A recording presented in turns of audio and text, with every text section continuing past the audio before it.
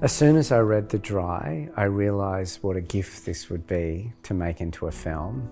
It's an Australian landscape I love, regional Australia. It's got a great landscape of characters and these deep themes about living on the land and time too, the way the past and present are kind of hand in glove in all our lives. So for me, it was an immediate response. I read the book and I went, I have to make this as a film.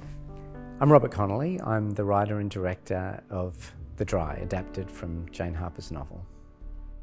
Eric Bana is one of Australia's greatest actors, and working with Eric was working with someone who brought an immense intellect, rigour about his work and preparation. And with Eric, I think it's a combination of all of those great qualities he has and our friendship that allowed us to really explore that character. And so Eric and I talked a lot about plotting that character's journey. How do we take a man from here to this moment of great catharsis at the end when he walks down that river? It's the trickiest screen adaptation I've ever been involved in. It's a detective mystery. You've got this ensemble of suspects. You've got two different time frames, past and present entwined differently in the book to the film.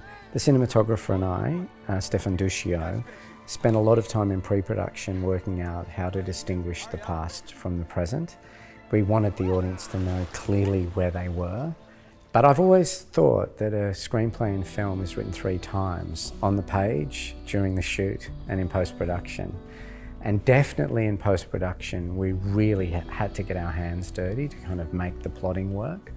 Audiences are also so massively educated about this genre from TV. Some of the best television in the world is crime drama.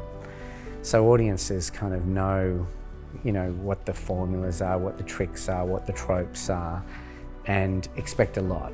And so with a lot of help, we fine-tuned the plotting.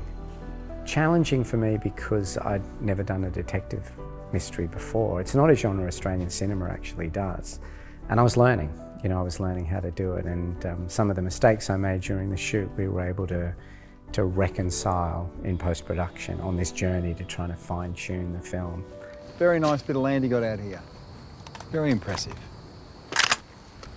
Oh, thanks. I was really lucky to work with a young emerging production designer, Ruby Mathers. And I think often people think production design is about big set pieces, but the camera really explores detail. So Ellie's diary, which Ruby wrote herself, put pictures in, did draw. I mean, you flick through the pages of that and you can see the detail and little poems and things that this young woman had written. But for the actor in their performance, when they turn up on set, it helps unlock their performance. The props that Ruby and her team created were truly, truly extraordinary and tell a massive part of the story. Look, there's nothing to worry about, honestly. Promise? I give you my word.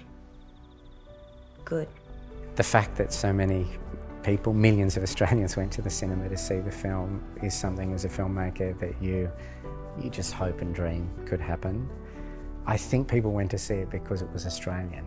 It was profoundly affectionate and humanist about the people that lived in this tough landscape, and that comes from Jane Harper's writing, and brought together, an amazing ensemble of talent. And so I guess for me, its success hopefully shows other people and shows people choosing the films to be made and the films we get to see just how much Australians love our national cinema.